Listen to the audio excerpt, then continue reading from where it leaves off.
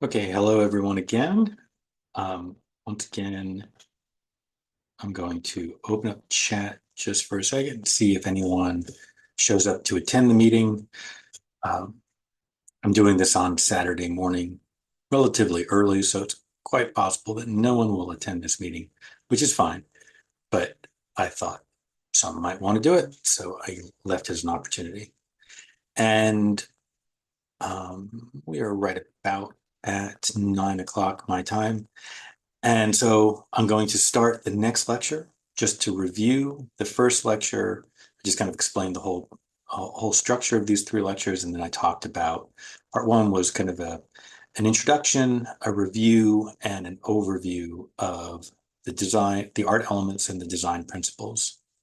And even as I was going through it, I was thinking maybe this is a little bit too cursory on some of these design principles. Maybe I should expand this discussion of rhythm and repetition and all the ones that I don't have separate videos on, maybe expand them a little bit and keep it in one video, but just like add an extra 20-minute video where I go into a little bit more depth. I think that might be helpful for some people. But for now, I'm just doing this. So the next thing we're going to do is we're going to go into in-depth on hierarchy and emphasis. And I'm going to talk a little bit about why hierarchy and emphasis is the art element that we focus the most on in our program in the uh, Department of Art and Design. So if everyone is ready and there is no one here to attend, I'm going to go ahead and hit share screen. And we are now going to be looking at this lecture from current slide. There we go. And I'm going to once again make myself disappear because I just find it too distracting to see my face there hanging out in the corner. Okay, so hierarchy and emphasis. Whoops, let's go back. I'm hoping that that top bar will disappear momentarily. So hierarchy and emphasis is generally one of the seven or one of the five main uh, design principles. And we think of it as being pretty much the most important design principle in our program. This doesn't mean it's the most important design principle forever or for everyone, but the reason why we think it's the most important is that it's the easiest in some ways to teach and the easiest for students to really use in analysis and in working on their artwork, like actually thinking about hierarchy and emphasis as kind of as a design tool that they can use to make their designs, make their artwork better, is pretty straightforward. It's pretty easy to learn and to understand. And also, we feel like hierarchy and emphasis is probably the one that's the most universal. Like that, if we teach thinking, looking at a thing and asking yourself the question, okay, what should be the primary area that my eye is going towards? What is the primary area of emphasis? How is the piece supporting that, leading my eye to that primary area of emphasis? When we teach that really works well for painting, for printmaking, for sculpture, for graphic design, and that way of thinking, that way of analyzing, critiquing, and kind of and fixing, but also it applies to even to ceramics, which probably I would say the art form that is the most resistant to thinking about design the same way in the same way that everything else thinks about design. Like that in ceramics, you have to learn to think a lot more about form and volume. You're kind of like and positive and negative volume. You're thinking about design in a very kind of unique, specific way. But nonetheless, you could still look at a mug and ask yourself, is that top section where that handle, that mug is attaching, is it drawing too much attention? Is it making too much of a big deal of itself? Or should I be making mugs where that's the point, that the handle really says, look at me. So that kind of dialogue applies to all art. Once again, this bar will not go. Oh, there it goes. Goes away. Finally. Okay. So in this lecture, we're going to be talking about a couple of main things. The difference between hierarchy and emphasis versus dominance and subordination. They are definitely related topics. They are certainly topics that many people, many design teachers and artists think are the same thing, but not everybody. Um, how do marks, shapes, or areas of emphasis create focus attention? How do compositions direct our attention to specific areas? How does this relate to visual pathways? And all of that. So let's get to it. So the difference between hierarchy versus dominance and subordination, I think, is an interesting topic. I like to say that in art, hierarchy is often about which area, which moment is the area that draws the most attention, the most emphasis, right? Because hierarchy is paired with emphasis and paired with attention. Dominance and subordination is often much more about which shape or which thing seems the most important. So I think these two paintings, but especially this one by Malevich, is a really good example of that, which is that if you were to think of it from the point of view of dominance and subordination, it's very clearly that the more dominant thing is the black square, the subordinate thing is the red square. If you were to think of it from the point of view of hierarchy and emphasis and say, what is the moment? What is the area that draws my attention? What you would say is probably it's this area. It's this moment of the interaction between the black and the red square, and specifically between these two corners, how they're close to each other, but not quite, how there's almost this implication that the red square is rotating towards the black square. That is the, the primary area of emphasis that our eye is led to. Whereas in terms of dominance and subordination, we would say the black square is dominant, the red square is subordinate. We can apply that same way of thinking if we look at Mondrian's painting here, right? Where we could definitely say in terms of dominance and subordinates that the big giant red square is the dominant shape, right? And then the other two colored squares are subordinate to that, and then the white blanks are subordinate to that, right? So in terms of that type of hierarchy, the shapes fall into a clear order. But if we were to just let our eyes look at the composition blankly and say to ourselves, where does our eye really kind of focus? What is the primary area of attention?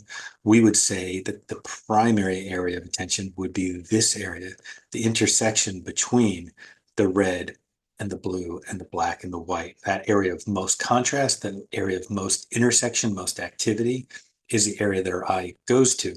Because even though the red is dominant, it's not like our eye examines the whole red shape equally. There's large portions of this red shape that we pretty much just ignore because we just know the whole thing is red. So this is the primary area of emphasis if we're looking at it from the point of view of hierarchy. And then this interaction here between the red, the white, the black, and the yellow is the secondary area of emphasis, which is kind of interesting. But in terms of dominance, it is the red square. So there you go.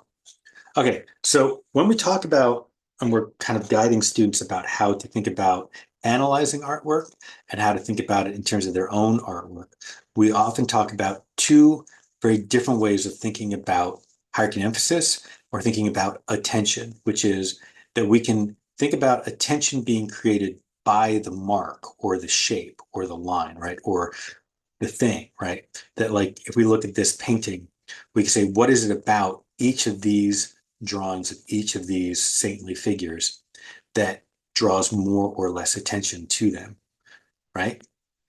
And then we could also say, but we could also point out that attention can be created by the composition by directing our eye to it. It's not so much what is, and here's a kind of a good example, right? So our eye is drawn to the Madonna holding the child, but especially to the center head of the Madonna. Why? Right? We have strong value contrast. We have scale, right? She's much larger. We have a face. She's surrounded by light around her. Then we have value contrast and we have color, both blue and red on her. But we also have this thing of that's separate from her, which is that the composition, the whole composition in a way, the whole structure of the composition is kind of like leading in lines to her. And especially if we look at like these diagonals in the throne around her, they're directing right to her head. So that's a good example. So let's talk about what things tend to, for any particular mark or line or shape, what things tend to draw more attention. Size, scale. Larger things tend to draw more attention than smaller things. Value, darker, more value, and especially more value contrast tends to draw more attention. So that's both 2 and 5. Position, right? Generally, central and centered things draw more attention, but there are other key locations that tend to draw more attention than lower positions tend to draw less attention. Color, more intense colors tend to draw our attention.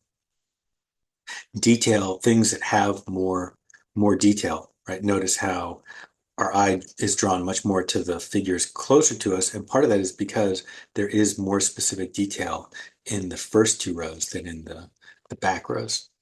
Form the illusion of depth, and the more depth that is created tends to draw more attention.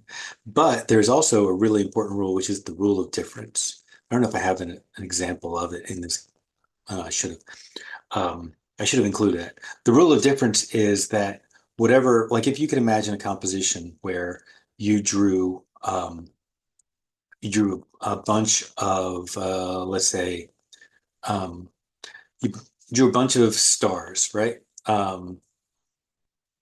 Stars all the way across, right? All the stars were large. They were all multicolored, right? With heavy black lines in the middle and around them. Okay, so complicated. So they were, and then in one moment, somewhere in this field of stars, the stars were in a grid, right? One of them was replaced by a circle. The circle was gray.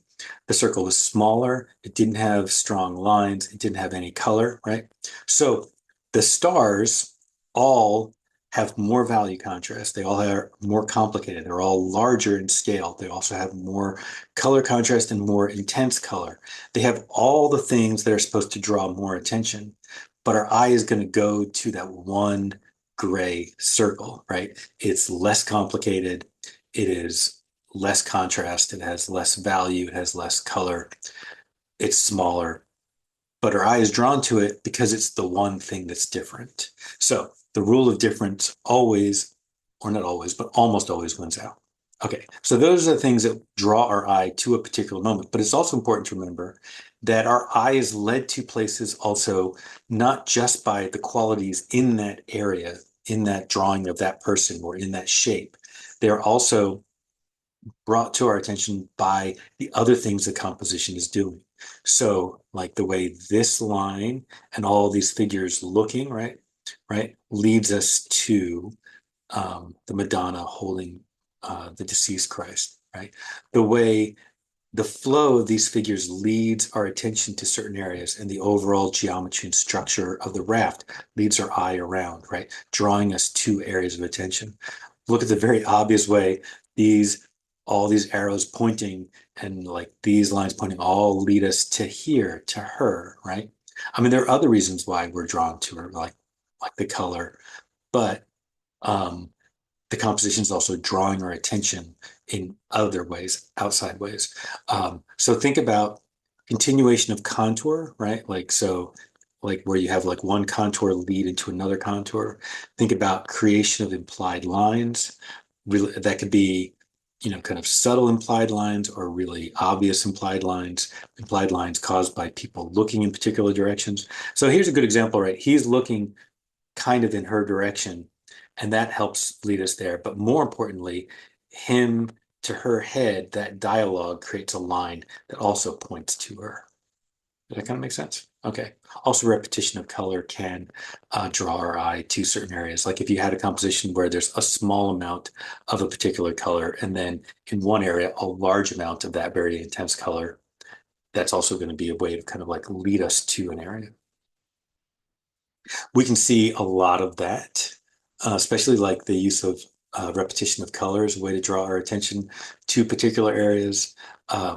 Changes of scale as a way to draw our attention to certain areas. Notice how he's playing with various scales, all these different little kind of niches each have their different scale as to, um, but then even in this center area where it's all larger scale, he alternates between a smaller frame and then stuff around it versus a larger frame. And that's a way to kind of like also organize our attention as to what's more or less important. Okay. So how does visual pathways relate to hierarchy? Well, visual pathways is really the way that we look at artwork and think about how our eye moves through a page. And so when we're talking about visual pathways, we're also talking about entrance points. Where does our eye tend to enter the composition? Is it here or here? We talk about areas of attention or areas of focus, and then areas of rest, right? Places that our eye tends to move towards, right? And so as our eye moves through a composition, that is also playing with what is the areas of focus. So the two topics are strongly related. I do a whole lecture in my art appreciation class on visual pathways, and I talk a lot about Baroque landscape painting and thinking about landscapes as kind of a visual journey that our eye moves through the space in a certain way. But really, all painting, all picture making is visual journeys. Our eye has to move through it and navigate it to figure out how we see it. Um, in fact, and I would just say that like perceptual psychology backs this up, that like we all have this um, we all have this illusion that when we look at an image, at a painting or a photograph, we have this illusion that we see it as a whole. But perceptual psychologists have studied human beings, and what they see is that like and studied eye movement, that whenever you're looking at a picture, your eye scans it, follows certain pathways and directions. We have the impression of seeing it as a whole, but really what we're doing is we're seeing it in parts and we're seeing it in a flow. Okay.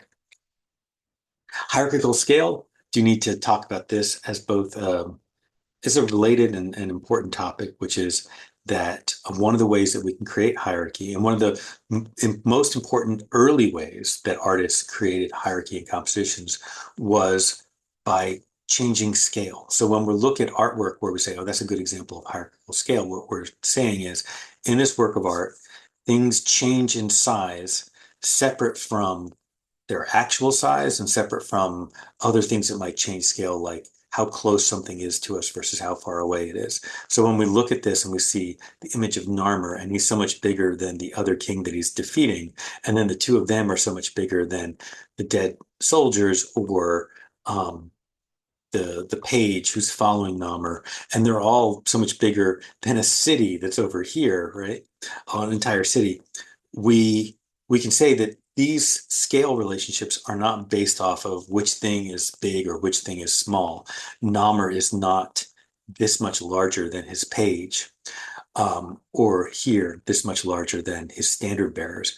Um, and this is not about space, right? And describing which things are close to us and which things are far.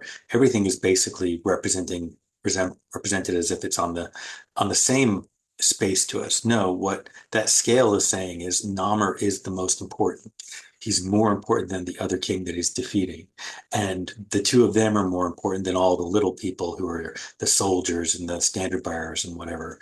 And so the change of size is purely demonstrating which things are more or less important. And that's called hierarchical scale.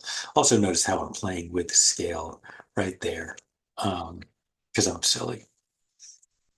Okay, lastly, so this is the last page talking about hierarchy and emphasis. I just want to talk about really kind of like thinking about what the boundaries of hierarchy are. I think sometimes the best way to understand hierarchy is to look at artwork that is not so obviously hierarchical. So I like one of the things I really like about this drawing by Sheldon Tapley is that it is at first a little bit hard for our eyes to navigate. It feels almost like there's too much going on in the drawing. But then when you give yourself a little bit of a moment, your eye starts to recognize that there's a structure and an organization.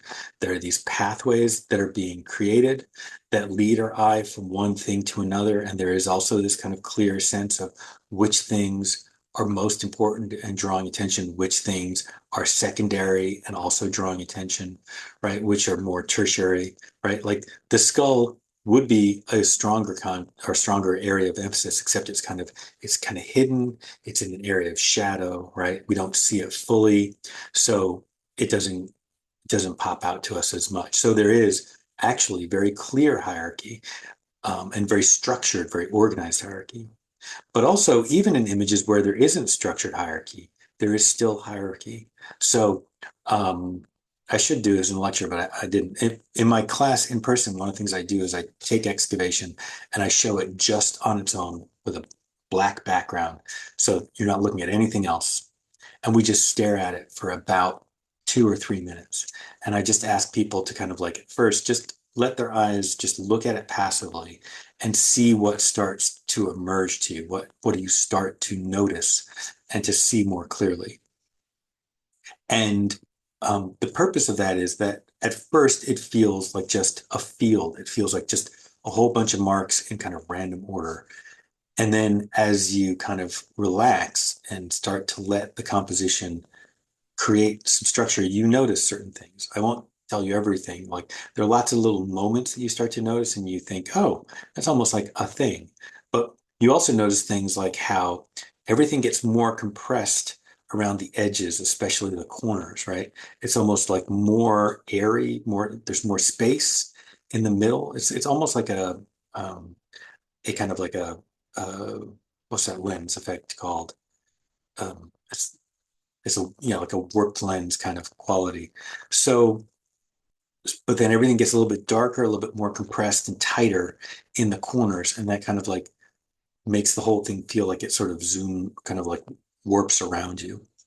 Uh, and then there's also this flow that is going on between these different moments, between these different shapes.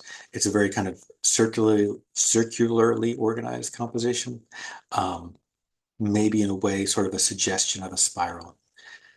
But the more you look at it, the more you see. So hierarchy is always an important part of all visual art making, even in compositions that seem very unhierarchical, is kind of my main point. All right, I believe that is the end of that lecture. I will see everyone in part two in just a little bit. Okay, thank you. Oh, wait, let me go to stop share, and then I will end the lecture.